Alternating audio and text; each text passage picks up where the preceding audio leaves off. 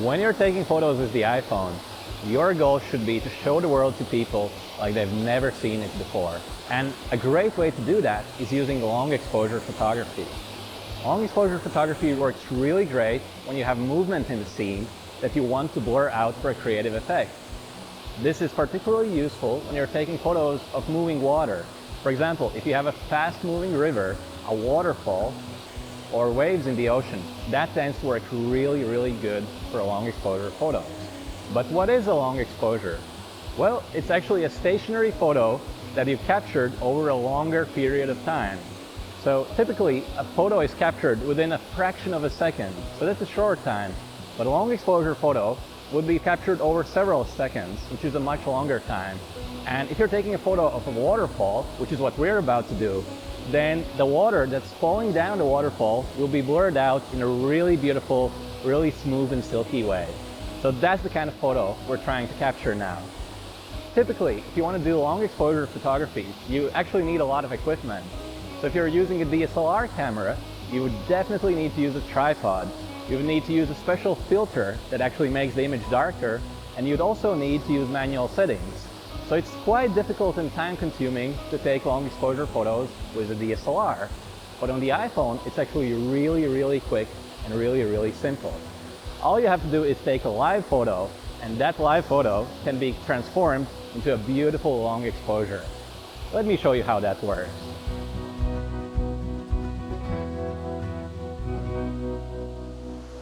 So I've just opened my camera app, and you can see that this already looks really good. But before I go ahead and take a photo, I actually want to spend a moment to talk about framing, because how you frame your photos is actually just as important, if not more important, than the techniques you use. So framing is absolutely critical if you want to get the best image possible. Now, the first thing that I see here is that we have this river which extends into the distance. And to me, that river is the most important part of the scene.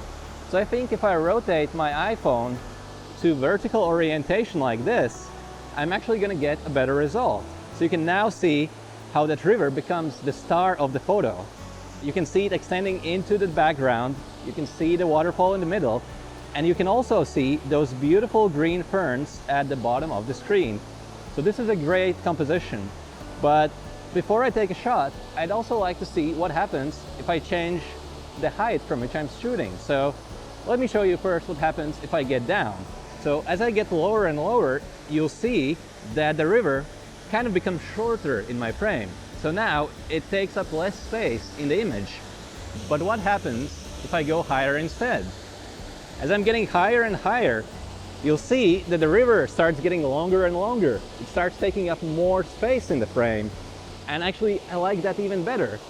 But there's a bit of a problem, because if I want to take a really great long exposure photo, it's important that I hold my iPhone as steady as I can, because that live photo, that 3-second video that I'm about to capture, is going to be converted into a long exposure photo. But if my hands are shaking a lot, the image isn't going to be sharp, so I can't move the iPhone too much.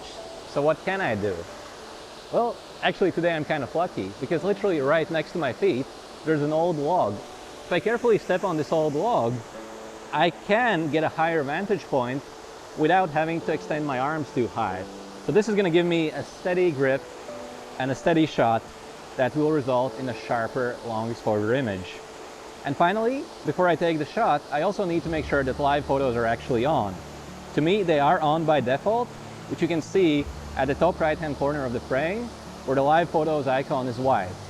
Now, technically speaking, white icon means that it's on auto, but from my experience, this is always going to give me a live photo, so I'm not worried about it. And before I take a shot, just another thing to consider in terms of framing is the fact that when you are going to convert a live photo into a long exposure, the resulting image will be cropped in just a little bit. So it will be a tiny bit smaller, and because of that, I need to leave just a little bit of extra room here on the right hand side as well as at the bottom of the frame, because I want to make sure that when I convert that live photo into a long exposure, I want to maintain that sort of circle that circles around the waterfall. To me, that's a really good, really strong natural frame. I want to make sure that this natural frame is preserved. So now that I've left enough space on the right, at the bottom, and also on the left side of the waterfall, I have to keep my iPhone as steady as I can for a couple of seconds. Then I can press the shutter, and then I have to keep holding my iPhone steady for a couple more seconds. And that's because I need the steadiest live photo possible. So let's do this again just to be sure. I'm holding my iPhone steady, pressing the shutter, and holding it steady for a couple more seconds. All right, let's see what we have. So I'm gonna open the Photos app now. And if I want to convert this regular photo into a long exposure, actually it's really easy. I'm gonna simply swipe up on the screen like this, and you'll see this effects menu open up. If I go a bit to the right, I have long exposure, and once I tap there, you'll see how the image is quickly transformed right in front of your eyes. And look at that. That looks just amazing. I have this really beautiful motion blur in the water, so it looks really, really great. And I've also managed to maintain that circle which surrounds the waterfall. So I have the exact composition I was looking for, even after the photo was cropped in just a tiny bit as I converted my live photo into a long exposure image. But now, let me show you one more example.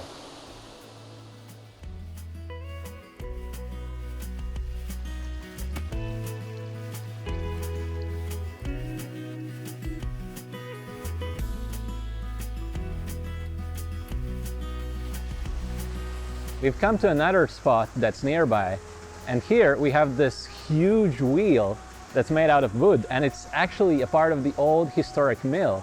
And believe it or not, that thing is actually generating electricity now. I think you can even hear some noise in the background.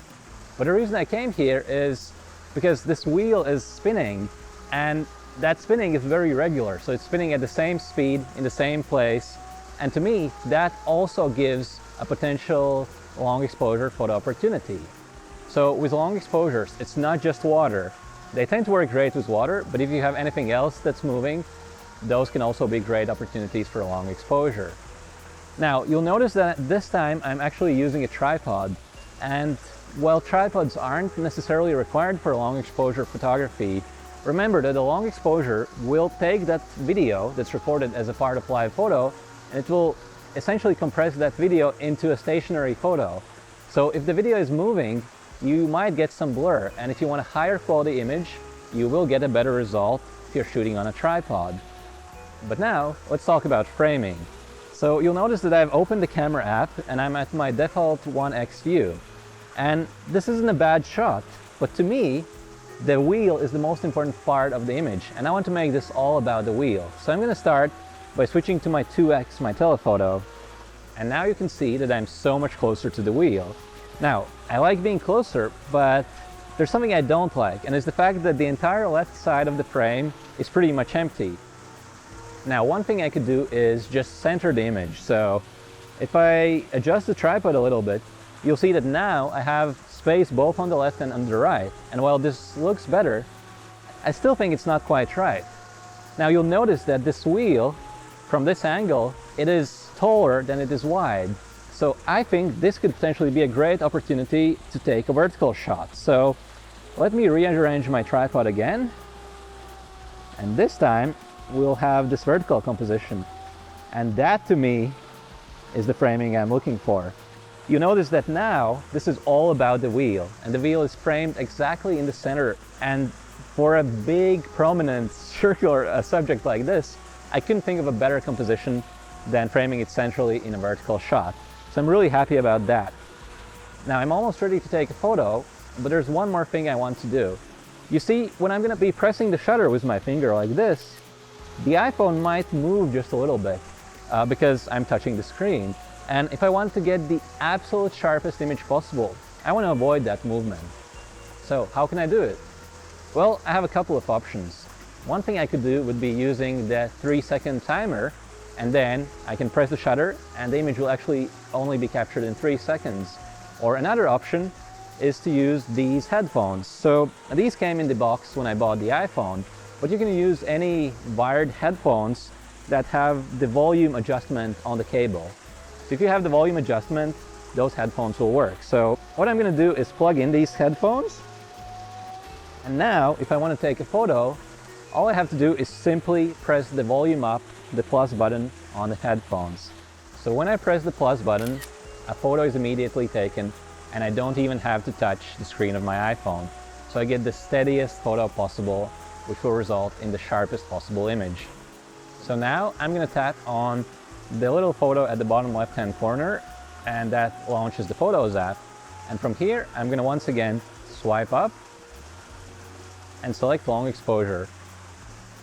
And look at that. That looks absolutely amazing. It's not just the water that's blurred out, but also the wheel itself is blurred out. And it creates this really unique, really special photo that I couldn't possibly capture without doing a long exposure.